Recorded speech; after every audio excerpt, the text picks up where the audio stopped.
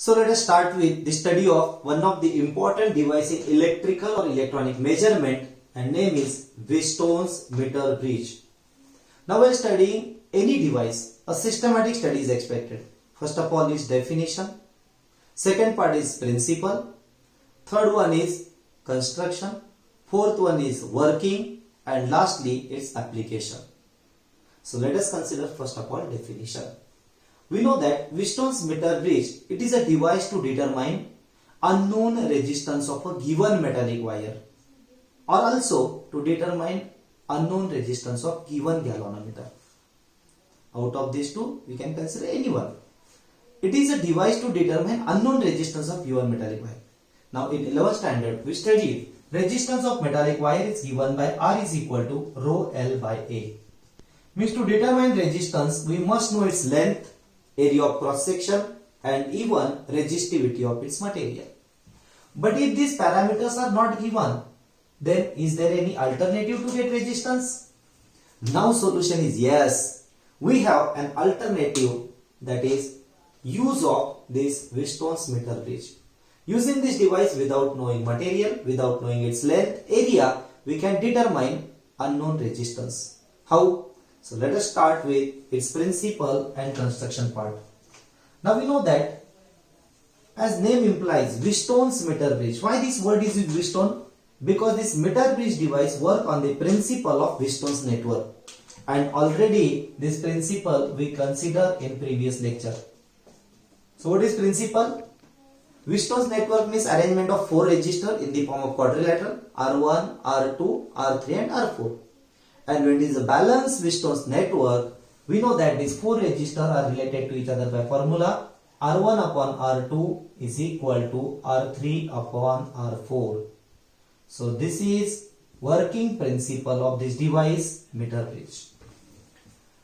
After principle, next part comes, that is about construction and working. So let us consider next part, construction and working of this device. Both parts we are going to consider simultaneously. So let us start with construction part. In construction, meter bridge consists of, see here this entire circuit diagram. In construction, meter bridge consists of a thin uniform copper wire. See here, this is a thin uniform copper wire AB. Thin uniform copper wire AB, which is stretched between these two L-shaped thick copper strips. Now copper strips are made thick. Why they are made thick? So as to decrease its resistance, or that is to increase conductivity. Because in entire calculation we are not going to consider resistance of this copper strip. Then hence these are thick copper strip used. Why thin wire? So that entire current will flow through it.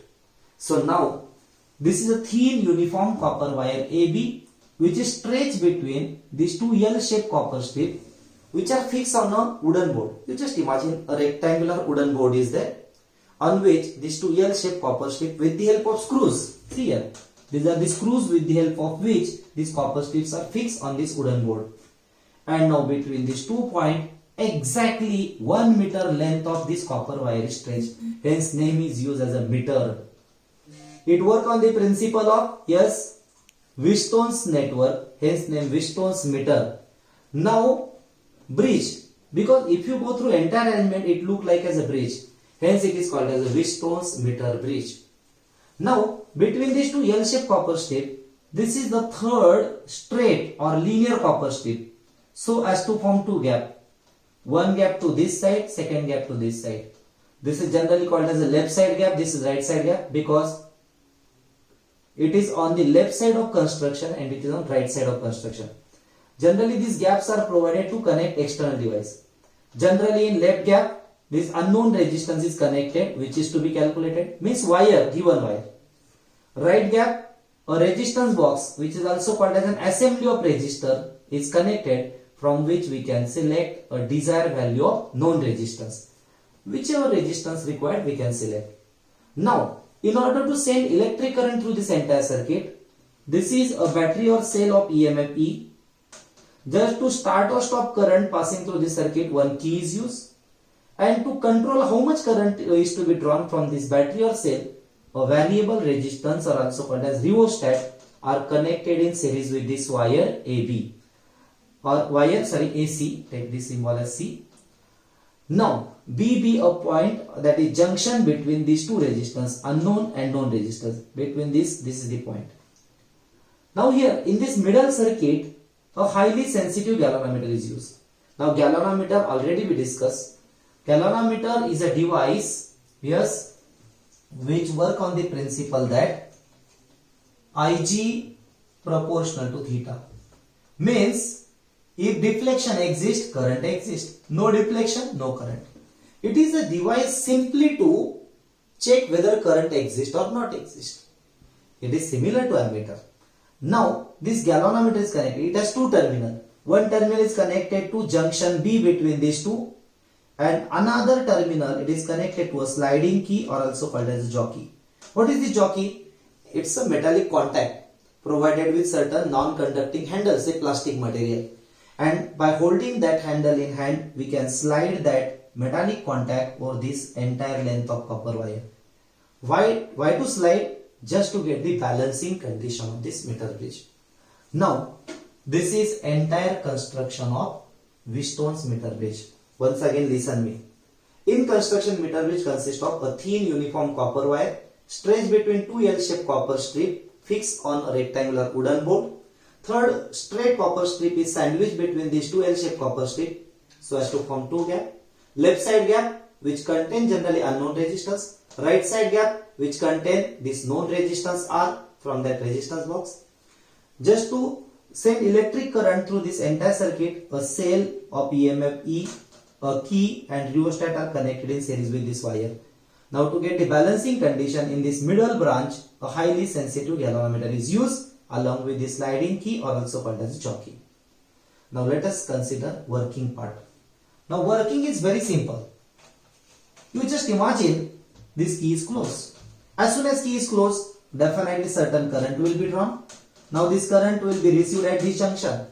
Now at this junction, current will be divided into two branches. Some current through this wire and now some current through this copper strip. Say it is I2. This is I1, this is I2. Now this I2 via unknown resistance, it is received at junction B. Then via this known resistance, via this copper strip, it is received at the junction. Both current combined together, I1 and I2, and total current again return to negative terminal of this cell. Now listen here, no current will flow through this middle branch because till jockey is not touched to this wire. So it is open circuit. Now imagine the jockey is also touched somewhere on this wire. As soon as jockey is touched, some current will flow through this middle branch also. And let current flowing through this middle branch as Ig. Because it is a galvanometer circuit, we are taking symbol as I for current, suffix G for galvanometer. So let Ig be the current flowing through this middle. Now if you go through this arrangement, this wire AC and this upper branch, unknown known resistance, this upper branch, these are parallel arrangement. So on this upper branch, if we consider point B, if its potential is VB, somewhere in between, then definitely on this wire AC, somewhere there will be a point whose potential will be same as that of point B. Are you getting my point? Say these are parallel path. This is one path, this is second path. On this first path, we are having a point whose potential is VP. So while going from A to C, potential gradually goes on decreasing. If this is some potential VB, along this line or along this wire also, while going A to C, potential goes on decreasing. So definitely somewhere there will be a point whose potential will be same as that of point B.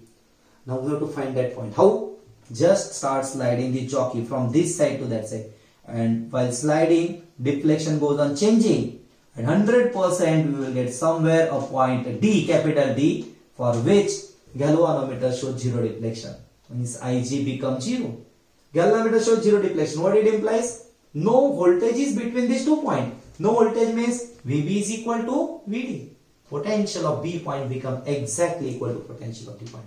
And once this point is obtained, experiment is over. Now, measure length between these 2 points A and D and length between point D and C. Even no need to measure DC because entire length is 1 meter. Even no need to use separate scale because on this rectangular wooden board, yes, this scale is which is calibrated in centimeter is directly fixed.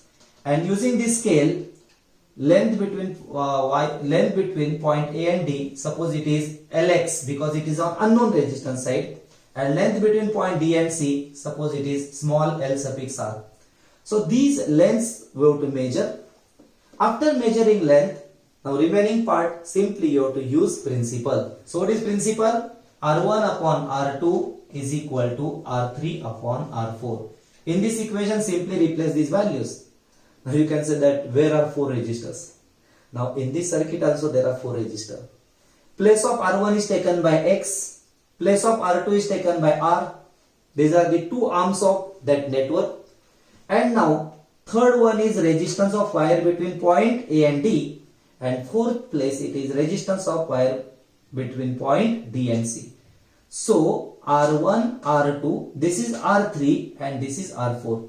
So using this equation as per the principle, we can write R1 means X, R2 means capital R, R3 means resistance of wire between point A and D, and R4 means resistance of wire between point D and C. Now here, this wire use it is uniform wire. This part and this part has same material, same area, and we know that formula R is equal to rho L by A.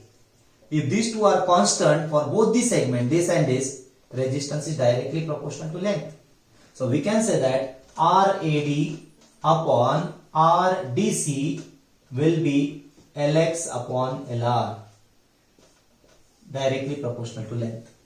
Hence we can replace here, yes, RAD upon RDC directly LX by LR. Hence we will get X upon R is equal to balancing length on unknown resistance side divided by balancing length on known resistance side.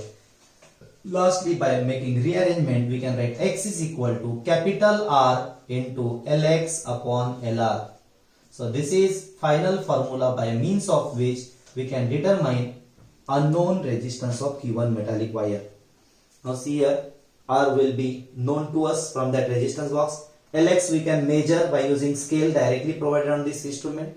And LR, no doubt LR can be replaced as 100 minus Lx in centimeter. Otherwise you can measure. So by knowing all these three terms on right side, this unknown resistance of given metallic wire can be calculated. Is it clear to everybody? So this is about definition, principle, construction, working and application to determine unknown resistance of given metallic wire. Now, while performing this experiment, there is a possibility of two types of error which we are going to consider in next video. Time being, this principle, construction, working and application to determine this unknown resistance. Is it clear to everybody? Okay. So, these two possibilities of error and method to eliminate these errors we will consider in next video. Okay, thank you.